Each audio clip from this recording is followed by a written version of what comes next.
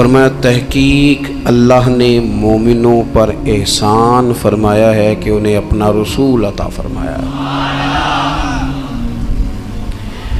اس کا صرف ترجمہ کبھی بندے کی سمجھ میں آ جائے نا تو سارا میلاد اس کی سمجھ میں آ جاتا ہے۔ صرف اس آیت کا آسان سادہ ترجمہ اگر سمجھ لیا جائے کہ رب کہتا ہے میں نے احسان کیا تم پر، تمہیں اپنا رسول دے دیا ہے۔ وہ دو عالم کی رحمت ہیں، وہ جہاں چاہتے وہیں رہتے، یہ تو ان کی مہربانی ہے کہ یہ عالم پسند آیا۔ نبی پاک صلی اللہ تعالی علیہ وسلم ہمارے اوپر رب کا سب سے بڑا احسان ہے، اور اللہ تبارک و تعالیٰ نے سسکتی، تڑپتی، بے چین، پریشان، تکلیف میں مبتلا اپنی مخلوق پر رحم فرمایا اور رسول کریم عطا فرمائے۔ نبی پاک صلی اللہ تعالی علیہ وسلم کی تشریف آوری نے ایک ایک ذرے پر احسان کیا، حضور سے ایک ایک نگر، ایک ایک پتا فیضیاب ہوا، لیکن بعض چیزیں ایسی ہیں جنہیں خصوصی طور پر سرکار نے نوازا، بعض معاملات پر خاص کرم نوازی حضور نے فرمائی۔ مجھے بتائیے جس بندے کو یہی خبر نہ ہو میرا خالق اور مالک کون ہے، جس کو یہی پتہ نہ ہو کہ میرا رزق کہاں سے آتا ہے، میں نے مانگنا کہاں سے، جسے یہ خبر ہی نہ ہو کہ میری دعاؤں کا رخ کس طرف ہونا چاہیے، اس کی بھی کوئی زندگی ہے؟ نبی پاک علیہ السلام نے سب سے بڑا احسان یہ فرمایا ہے کہ ہمیں عقیدہ توحید سکھایا ہے۔ حضور نے ہمیں ہر جگہ سے چھڑا کے رب کریم کی بارگاہ میں سجدہ کرنے کا حکم دیا ہے۔ عرب کے لوگ جو تھے وہ بڑی بڑی وہم کا شکار تھے، بڑی بڑی اوہام پرستی کا شکار تھے۔ یہ آج کل بھی وہم بہت زیادہ ہے نوجوانوں میں، یعنی کوئی فیصلہ پکا ہے ہی نہیں، کوئی پکی بات ہی نہیں کرتے، یہ کر لوں کہ نہ کروں، اگر آپ کہتے ہیں تو کر لیتا ہوں، ویسے اس میں فلانی فلانی کمزوری بھی ہے، اور اگر میں نے نہ کیا تو فلاں فلاں مشکل بھی ہے۔ بھئی جس بندے نے قوت فیصلہ ہی نہیں پائی، اس نے ارادہ ہی پکا نہیں کیا کہ اس نے کدھر جانا ہے، تو وہ سفر کیسے کرے گا؟ سفر تو اس بندے کا مکمل ہوتا ہے جو سفر شروع کرتا ہے۔ عرب کے لوگ بھی بڑے بڑے اوہام پرستی کا قائل تھے، وہ جب قربانیاں کرتے تھے تو ان کا گوشت لا کے کعبے کی دیواروں کے ساتھ ملا کرتے تھے، یہ قبولیت کی علامت ہے۔ سارے کپڑے اتار کے کعبے کا طواف کرتے تھے، جب احرام باندھ لیتے، حج عمرے کا ارادہ کرتے تو دروازوں سے داخل نہیں ہوتے تھے۔ وہ کہتے تھے کہ دروازے گناہگار ہیں اور ہم چونکہ اب نیک کام کر رہے ہیں لہذا اوپر سے ہو کے آئیں گے۔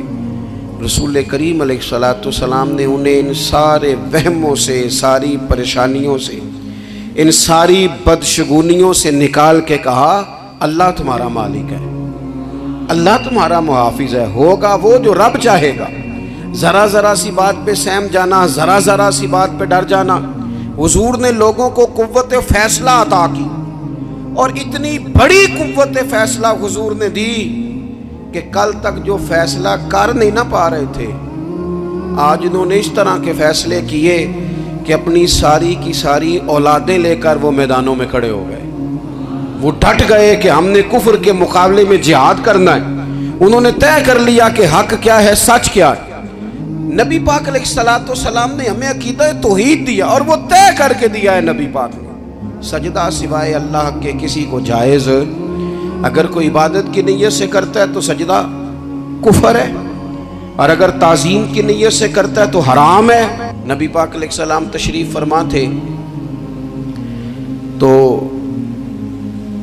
کچھ جانوروں نے آ کے حضور کے قدموں پہ سجدہ کیا، پیش نظر ہے وہ نوبہار، اور سجدے کو دل ہے بے قرار، روکیے سر کو روکیے، یہی تو امتحان ہے۔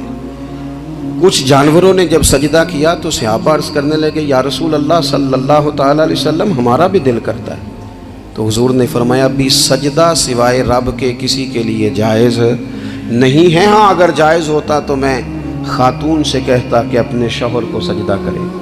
نبی پاک علیہ السلام نے حد بندی کر دی۔ اور پھر دیکھیں یہ جو ہم میلاد مناتے ہیں نا، یہ میلاد اللہ تعالیٰ کی توحید کا بہت بڑا اعلان ہے۔ ہم کہتے ہیں نبی پاک کا میلاد ہوا، جس کا میلاد ہوتا ہے وہ خدا نہیں ہوتا، جو پیدا ہوتا ہے وہ رب۔ جب ہم میلاد منا رہے ہوتے ہیں تو ہم یہ بتا رہے ہوتے ہیں بھئی حضور خدا نہیں، حضور تو 12 ربیع الاول کو پیدا ہوئے۔ تو جو پیدا ہو، رب پیدا، لم یلد ولم یولد، اللہ تبارک و تعالی پیدا نہیں ہوتا، مالک تو ازلی ابدی شانیں رکھتا ہے۔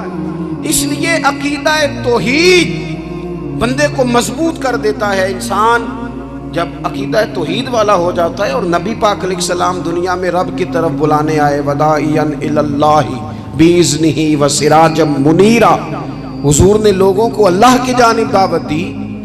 جب انسان توحید والا ہو جاتا ہے تو مضبوط ہو جاتا ہے، وہ کسی سے نہیں ڈرتا، وہ سمجھتا ہے ہونا تو وہ ہے جو میرا رب چاہے گا، مجھے پریشان ہونے کی ضرورت کیا ہے۔ پھر اس کا بھروسہ بھی اللہ تعالیٰ پر، اس کی امیدیں بھی اللہ رسول سے، اس کی توجہات کا قبلہ بھی سارا ادھر ہی۔ تو حضور نے لوگوں کو عقیدہ دیا، مضبوط کیا۔ رسول پاک صلی اللہ تعالیٰ علیہ وسلم نے ذہنوں کو پختگی عطا فرمائی۔ تو سب سے بنیادی چیز حضور کا جو احسان ہے وہ عقیدہ ہے۔ پھر بعض خاص طبقات پر حضور نے خاص احسان کیا۔ آج بھی پوری دنیا میں ڈنڈورا پیٹا جاتا ہے عورتوں کے حقوق کا، پوری دنیا کے اندر، اور بعض لوگ عورتوں کو بڑا دھوکہ دیتے ہیں، کہتے ہیں تمہیں حق نہیں ملتے لہٰذا تم سڑکوں پہ آ جاؤ، معاذ اللہ، تمہیں حق نہیں ملتے لہٰذا تم معاذ اللہ بازاروں کی رونق بن جاؤ۔ عورتوں کو بڑا پریشان کیا جاتا ہے حقوق کے تعلق سے۔ نبی پاک علیہ السلام کی آمد سے پہلے کوئی خاتون کے ساتھ سلوک اچھا نہیں کیا جاتا تھا، اس کا کوئی جائیداد میں حصہ نہیں تھا۔ عورت کا خامد اگر فوت ہو جاتا تو وہ اپنے سسرال کے خاندان کی پراپرٹی بن جاتی، معاذ اللہ، اور جس کے مرضی چاہے سپرد کر دیتی۔ ہندوستان کے بعض علاقوں میں ایسی کبھی رسمیں بھی پائی جاتی تھی کہ بعض عورتیں اپنے خامد کے ساتھ جل جانا مناسب سمجھتی تھی کہ بعد میں کوئی زندگی تو ہوگی نہیں، اور بیوہ خاتون اور طلاق یافتہ خاتون، اس کے بارے میں تو لوگوں کا خیال تھا کہ شاید یہ خاتون بالکل سوسائٹی اور سماج کا حصہ ہی نہیں ہونی چاہیے۔ قربان جائیں، یہ اعزاز میرے نبی پاک نے دیا ہے۔ حضور نے پہلی شادی ہی اس خاتون سے کی ہے جن کا پہلے بھی نکاح ہو چکا تھا، اور خاتون کو حضور نے حقوق دیے، جائیداد میں حصہ دیا۔ کہا جو بیٹیوں کی بہنوں کی پرورش کر کے آئے گا اور اچھی پرورش کر کے انہیں روانہ کر دے گا، جس طرح میری 2 انگلیاں جڑی ہوئی ہیں میرے ساتھ جڑ کے جنت میں جائے گا۔ اور ایک روایت میں فرمایا کہ جب کسی کے ہاں بیٹی پیدا ہوتی ہے نا تو اللہ فرشتوں کو بھیجتا ہے، اور وہ اس کے گرد کھڑے ہو جاتے ہیں اور گھر والوں کو سلام کہتے ہیں، اور کہتے ہیں یہ ضعیفہ ایک ضعیفہ سے پیدا ہوئی ہے، یہ کمزور، یعنی صنف کے لحاظ سے کمزور نازک بچی ایک نازک ماں سے پیدا ہوئی ہے۔ فرشتے کہتے ہیں جو اس کی پرورش کرے گا نا، اللہ قیامت تک اس کی مدد کرے گا، اس کی ہمیشہ مدد ہوتی رہے گی۔ اور نبی پاک صلی اللہ تعالیٰ علیہ وسلم کی خدمت میں آ کے جب خواتین نے کہا تو نا یا رسول اللہ، ہمارے تو دین دنیا کے معاملات میں مردوں کے تعلق سے کمزوری ہے، کئی دن تو ہم ویسے نماز نہیں پڑھ سکتی مہینے میں، کئی دن تو ہم ویسے عبادات کے قریب نہیں جا سکتی، جہاد پہ ہم نہیں جاتی، گواہی ہماری مردوں کے برابر نہیں، تو یا رسول اللہ صلی اللہ علیہ وسلم ہمارا بھی کوئی اعزاز ہے؟ تو حضور نے فرمایا جب کوئی خاتون حاملہ ہوتی ہے نا تو اللہ اسے اتنا ہی ثواب دیتا ہے جتنا جہاد کرنے والے کو ثواب دیتا ہے، اور جب بچہ پیدا ہوتا ہے تو اللہ تعالیٰ اسے شہادت کا درجہ عطا کرتا ہے، اور جب وہ بچوں کو دودھ پلاتی ہے تو رب اسے غلام آزاد کرنے کا ثواب عطا کرتا ہے۔ ایک دفعہ نا نبی پاک صلی اللہ تعالیٰ علیہ وسلم کی خدمت عالی مرتبت میں حضرت عائشہ صدیقہ رضی اللہ تعالیٰ عنہ نے ایک واقعہ عرض کیا۔ عرض کی حضور آج میرے ساتھ عجیب معاملہ ہوا، میں گھر میں اکیلی تھی تو ایک خاتون 2 بیٹیوں سمیت آئی، اس نے کہا کہ میں بھی بھوکی ہوں، میری بیٹیاں بھی پریشان ہیں، کھانا نہیں کھایا۔ سیدہ پاک کہتی ہیں یا رسول اللہ میرے پاس بھی 3 کھجوریں تھیں گھر میں پڑی، یہ 2 جہاں کے شاہ ہیں پر پاس کچھ رکھتے نہیں، اور 2 جہاں کی نعمتیں ہیں ان کے خالی ہاتھ میں۔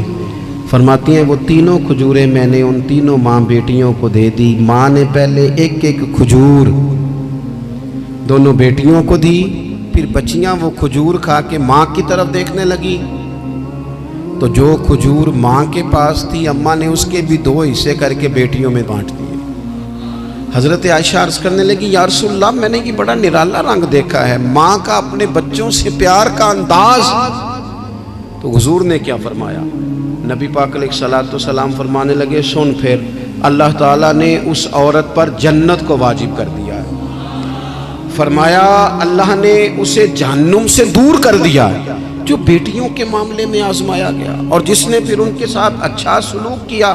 اپنا حضور کا عمل یہ تھا کہ حضور کی بڑی صاحبزادی سیدہ زینب رضی اللہ تعالیٰ عنہ، یہ حضور کی سب سے بڑی صاحبزادی ہیں، یہ بخاری میں آپ کو ملے گا کہ ان کی بیٹی جناب امامہ بنت زینب چھوٹی سی عمر تھی، تو جب حضور نماز کے لیے آتے تھے تو نواسی کو اٹھا کے ساتھ لے آتے تھے، اور وہ حضور نماز پڑھتے تھے تو وہ نبی پاک کے کندھوں پہ کھیلتی تھی۔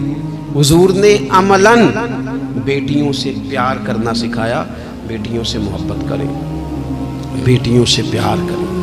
بیٹیاں بڑی خیرخواہ ہوتی ہیں، بیٹیاں ماں باپ کی بڑی وفادار ہوتی ہیں، بیٹیاں بڑا خاص تعلق رکھتی ہیں۔ جوانوں آپ سے بھی کہوں گا بہنوں کی طرف توجہ رکھیں، جو کسی کی بہن آپ کے گھر ہے اس کا بھی خاص احساس کریں، وہ بھی کسی کی بہن ہے، لیکن اپنی بہن کے ساتھ بھی خاص نسبت کا تعلق قائم رکھیں، رشتوں میں اعتدال ہونا چاہیے۔ اس صنف کو نبی پاک علیہ السلام نے خاص کر کے نوازا ہے، اور ہمارا بھی ان کے ساتھ خاص رشتہ ہونا چاہیے۔ اسی طرح کا معاملہ یتیموں کے ساتھ ہے، کمزوروں کے ساتھ ہے۔ دیکھو آج نا ہمارے ہاں کمزوروں، غریبوں، مسکینوں، یتیموں کی مدد تو کی جاتی ہے، لیکن انہیں لوگ اپنے ماحول کا حصہ نہیں بناتے۔ یعنی کبھی گئے تو غریبوں میں آٹا بانٹ آئے، کبھی گئے تو غریبوں میں جا کے کپڑے تقسیم کر آئے، کبھی گئے تو غرباء کو کچھ وقتی طور پر کچھ ضروریات زندگی دے دیں، کبھی عیدیاں بانٹ دیں، کبھی سیلاب زدگان میں چلے گئے۔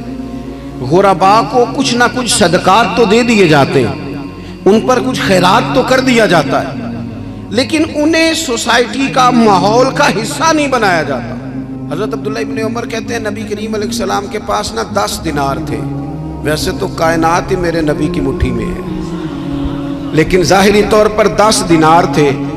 حضور ایک دکان پہ گئے، 4 دینار کا حضور نے ایک جوڑا خریدا، کپڑے خریدے، وہ قمیض حضور نے پہنی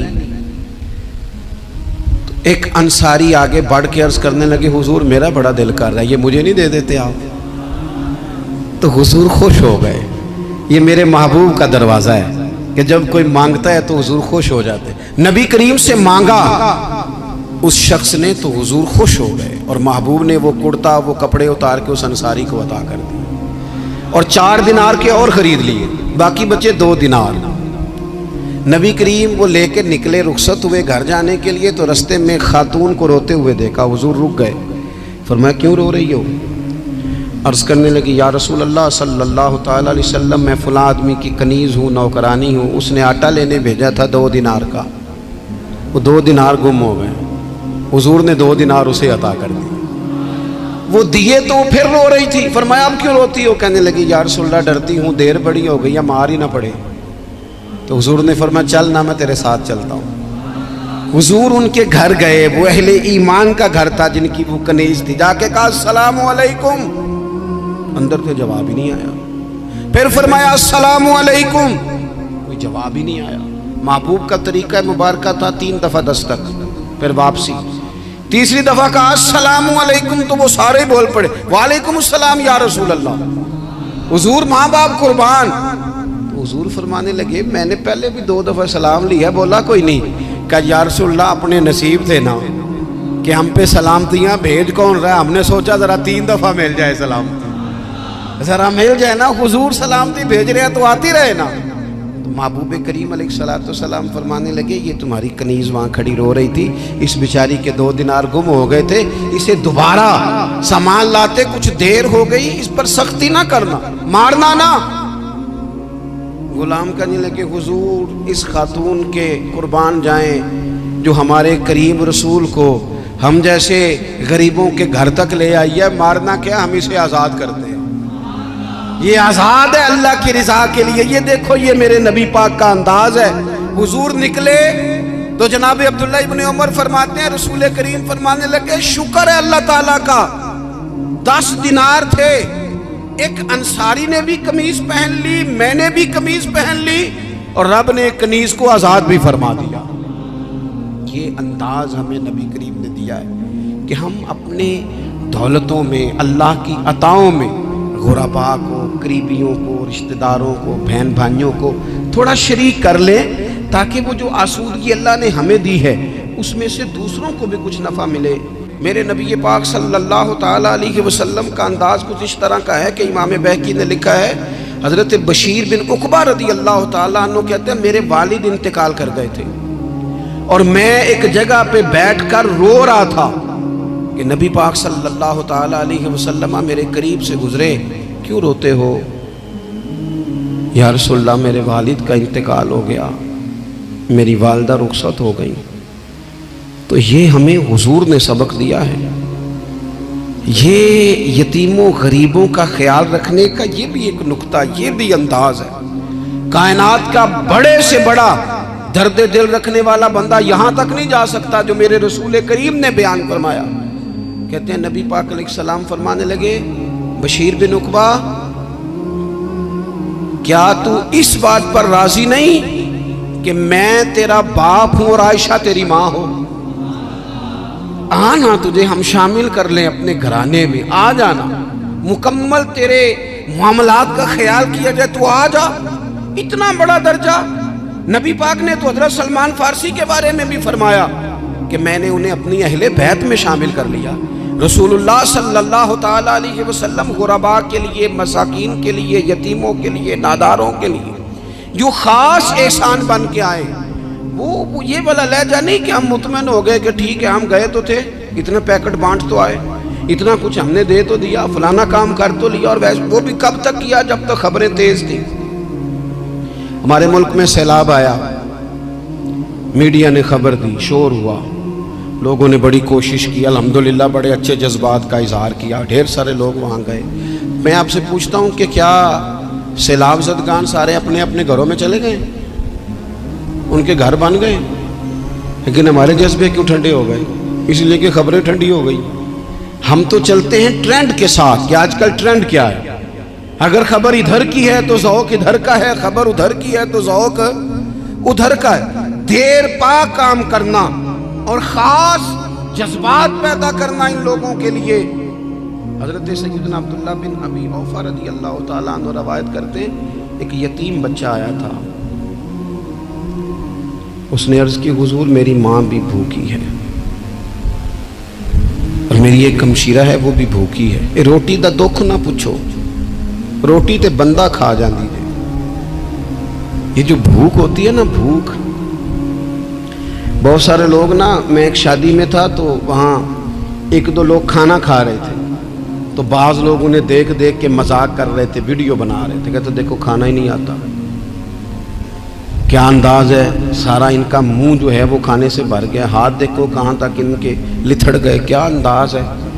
تو میں نے کہا تم ان کے کپڑے بھی تو دیکھو نا، انداز، بیٹھنا اٹھنا، کپڑے پہننا، یہ غریبی کا پتہ دیتے ہیں۔ بھوک جب تیز لگی ہو پھر کھانے کے آداب لوگوں کو یاد نہیں رہتے۔ غربت نے میرے بچوں کو تہذیب سکھا دی، اب وہ سہمے ہوئے رہتے ہیں، شرارت نہیں کرتے۔ وہ عزیز ہوتا یہ ہے کہ جب انسان کو بھوک شدید لگی ہو نا، پھر اسے ڈاکٹر کی ہدایات نہیں یاد رہتی، پھر تو پیٹ کی آگ بجھانے کو لوگ دوڑتے ہیں۔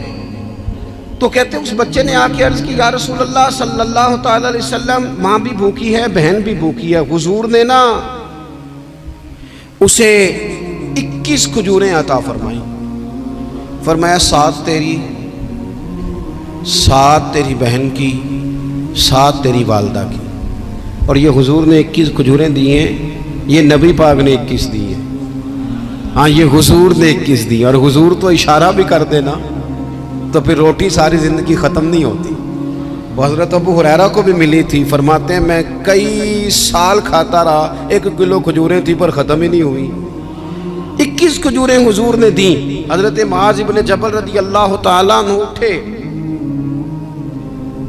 और दौड़ के जाके ना उस यतीम के सर पे हाथ फेरा और कहने लगे, पुत्र अल्लाह तुझे अपने वालिद का जानशीन बनाए। तो हुजूर फरमाने लगे, मुआज ये तुमने क्या किया? अर्ज की, हुजूर उस बच्चे की बात सुन के मेरा दिल भर आया है, मोहब्बत ने अंगड़ाई ली है तो मैंने यतीम के सर पे हाथ फेरा है। ये देखो हुजूर का रिश्ता।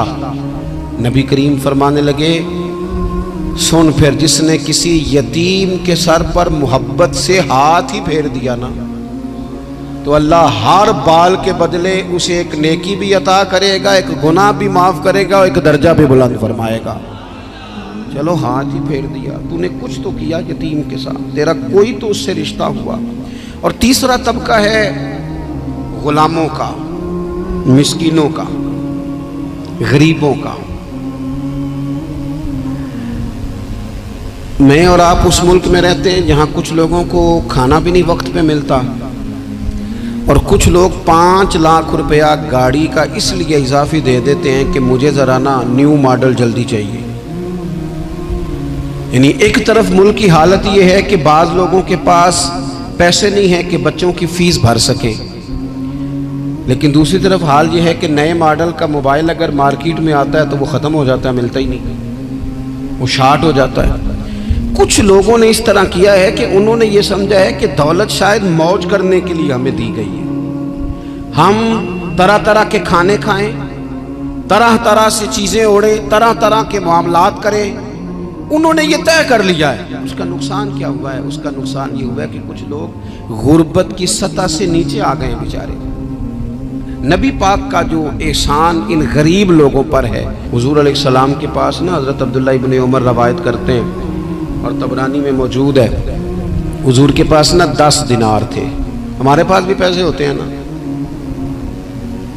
लेकिन वो कुछ होते हैं हमारे खाना खाने के लिए, कुछ होते हैं आइसक्रीम खाने के लिए, कुछ इसलिए होते हैं कि आज मेरी मर्जी का नहीं पका, लिहाजा मैंने, हमारे एक दोस्त हैं वो कहते हैं कि आजकल ये माहौल बन गया है कि बच्चे अगर कहते हैं ना खाना मेरी मर्जी का नहीं, तो अम्मा कहती है जा तो बर्गर खा ले। कहते हमारे दौर में यूँ नहीं होता था, अगर हम कहते थे ना खाना मेरी मर्जी का नहीं तो फिर हमें डबल चीज़ खाने को मिलती थी, एक मार भी खाना पड़ती थी और वो खाना भी खाना पड़ता था। और फिर कुछ पैसा लोगों ने सिर्फ इसलिए संभाल के रखा हुआ है कि जो इजाफी चीज़ें हैं ना, इजाफी, मेरा वैसे तजर्बा नहीं है और ना मैंने ज़्यादा गहराई से देखा है, बस मुझे बताया गया है, और पता नहीं अब बात दुरुस्त है कि नहीं, मुझे बताया गया है कि पहले लड़कियां ब्यूटी पार्लर जाती थी, अब सुना लड़के भी जाते हैं। अब खुदा जाने ये बात सच है कि गलत है। ये जो इजाफी अखराजात है ना, ये अगर हम थोड़े समेट लें, यानी मौला अली शेर खुदा करमल्लाहु ताला वजहुल करीम मजदूरी करके निकले तो 2 किलो खजूरें थी। हुजूर बस फरमाने लगे 1 किलो मेरे बच्चे खाएंगे और किलो मदीने के गरीब बच्चे खाएंगे। यानी कुल 2 किलो ज़ाहिरी तौर पर खजूरें हैं, उसमें भी दूसरों का हिस्सा।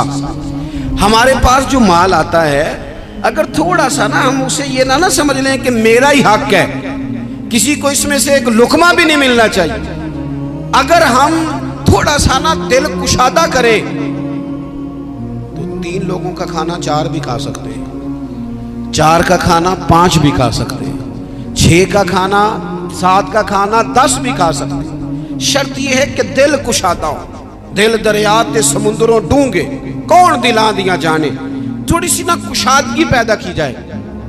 और एक बात आखिर में आपकी खिदमत में ये अर्ज करनी है कि जो ज़ेर दस्त लोग होते हैं ना, गुलाम, मुलाजम, नौकर, आप अपनी ज़िंदगी के मसाइल देख लें। जिन लोगों के पास लाखों आता है, कभी हज़ारों आने लग जाए तो परेशान हो जाते हैं, तो जिनके पास सिर्फ सैकड़ों होते हैं, तो ऐसा तो नहीं कि आप ही टेंशन में हैं और आप ही को गुस्सा आता है। वो बेचारा कभी, नौकर भी तो टेंशन में हो सकता है ना, मुलाजिम को भी तो कभी टेंशन होती है ना, उसके साथ भी तो मसाइल वाबस्ता है ना। हज़रत सैयदना अबू मसूद अंसारी रदी अल्लाह ताला अन्हु बयान करते हैं कि मुझे अपने ग़ुलाम पे गुस्सा आया तो मैं उसे मार रहा था, नबी करीम तशरीफ़ ले आए, हुजूर ने एक जुमला कहा तो मैं रो पड़ा। हुजूर फरमाने लगे, जितना इख्तियार तुझे इस पर हासिल है ना, اس سے کہیں بڑھ کر رب کو تیرے اوپر اختیار حاصل ہے، لہٰذا اللہ سے ڈر، اس کے معاملے میں اللہ سے ڈر۔ اور پھر حضور تو صرف غلام نہیں، جانوروں کے حق تک کا خیال فرماتے۔ ایک جگہ تشریف لے گئے تو اونٹ آپ کے پیروں پہ سر رکھ کے رویا، نبی کریم نے اس کی پشت پہ ہاتھ پھیرا، فرمایا اس کے مالک کو بلاؤ نا۔ جب وہ آیا تو کیا ارشاد فرمایا؟ فرمایا تو اس کے معاملے میں اللہ سے نہیں ڈرتا، اس نے شکایت کی ہے کہ تو اس کی طاقت سے زیادہ بوجھ ڈالتا ہے، چارہ اور پانی بھی وقت پر نہیں دیتا۔ یہ حضور کے احسانات ہیں، ہمیں ان احسانات کا خاص خیال رکھنا چاہیے۔ اور یہ جو ایام ہے عید میلاد النبی کے، ان ایام میں بالخصوص ہمیں غریبوں کے ساتھ، یتیموں کے ساتھ، بیواؤں کے ساتھ، مساکین کے ساتھ، لاچاروں کے ساتھ اس لحاظ سے زیادہ مدد کرنی چاہیے کہ میرے رسول پاک انہی کے لیے تو زیادہ رحمت بن کے آئے، انہی کا تو محبوب نے خیال زیادہ فرمایا، انہی کے بارے میں تو ہمیں تلقین زیادہ فرمائی۔ وہ اپنے پرائے کا غم کھانے والا، مرادیں غریبوں کی بھر لانے والا، مصیبت میں غیروں کے کام آنے والا، وہ نبیوں میں رحمت لقب پانے والا۔ تو نبی پاک علیہ السلام کے غلاموں، یہ ہمیں سیکھنا ہے، اس پر ہمیں عمل کرنا ہے۔ اللہ کریم کی بارگاہ میں دعا ہے اللہ ہماری حاضری کو قبول فرمائے۔ آخر دعوانا ان الحمدللہ۔